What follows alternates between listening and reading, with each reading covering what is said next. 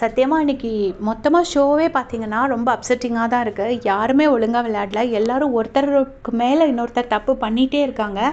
So இப்போ வந்து என்னென்னா, பிக் பாஸ் வந்து எல்லாரையும் கூப்பிட்டு நாமினேஷன் பண்ண சொல்கிறாரு. பண்ணுறதுக்கு முன்னாடி ஃபஸ்ட்டு வந்து 2 பேரும் சாண்ட்ராவும் பிரஜனும் யாரோ ஒருத்தர் டிஸ்கஸ் பண்ணி ஒருத்தரை டைரக்ட் நாமினேஷன் பண்ணணும்னு சொல்கிறாங்க.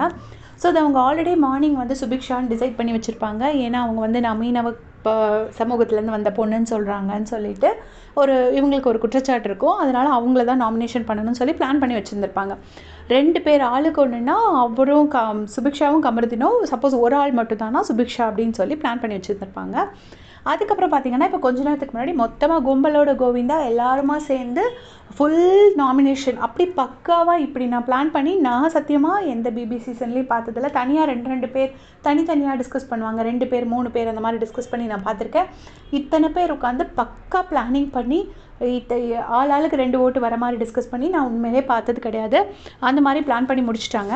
அதுக்கப்புறமா பிக் பாஸ் வந்து கேட்குறாரு, சரி உங்கள் 2 பேத்துக்குள்ளே வந்து யாருக்கு நாமினேஷன் ஃப்ரீ பாஸ்ன்னு கேட்கும்போது ஈஸியாக சாண்ட்ரா வந்து அதை பிரஜனுக்கு கொடுத்துட்றாங்க. அது வந்து ரொம்ப தப்பு. ஏன்னா அவங்க ஹஸ்பண்டுங்கிறதுனால பிரஜனுக்கு கொடுத்துருக்காங்க.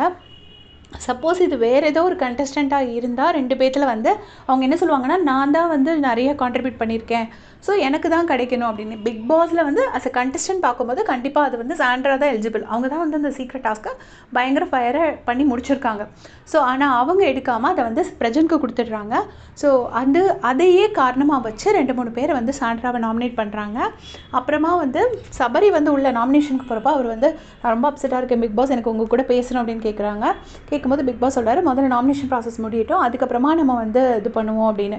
ஸோ இங்கே பார்த்தீங்கன்னா எல்லாருமே அவங்கவுங்க குரூப்புக்குள்ளே பண்ணாமல் அடுத்தவங்களை பண்ணுறாங்க.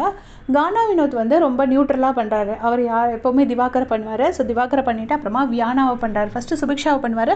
சுபிக்ஷா பண்ணக்கூடாதுன்னு சொன்னோன்னே வியானாவை பண்ணுறாங்க. ஸோ இப்போ ஃபைனலாக யாரெல்லாம் நாமினேட் ஆகிருக்காங்க அப்படின்னு பார்த்தீங்கன்னா, சுபிக்ஷா நாமினேட் ஆகிருக்காங்க. அரோரா கண்டிப்பாக இந்த வாரம் அவங்க வெளியே போயிடுவாங்க. வெளியே போயே ஆகணும். ஏன்னா இல்லைன்னா வேறு ஆப்ஷனும் இல்லை. அவங்க வந்து போகணும்னு சொல்லிகிட்டே இருக்காங்க. அப்புறமா சாண்ட்ரா, வியானா, பார்வதி, கனி, விக்ரம், திவ்யா, ரம்யா, திவாகர் இத்தனை பேரும் நாமினேட் ஆகிருக்காங்க. ஸோ இந்த வாரம் மோஸ்ட்லி அரோரா போவாங்க, கூடவே ரம்யாஜு போவாங்க நான் நினைக்கிறேன். தெரியல, பொறுத்திருந்து தான் பார்க்கணும். இதான் நாமினேஷன் அப்டேட்ஸ். தேங்க்ஸ் ஃபார் வாட்சிங்.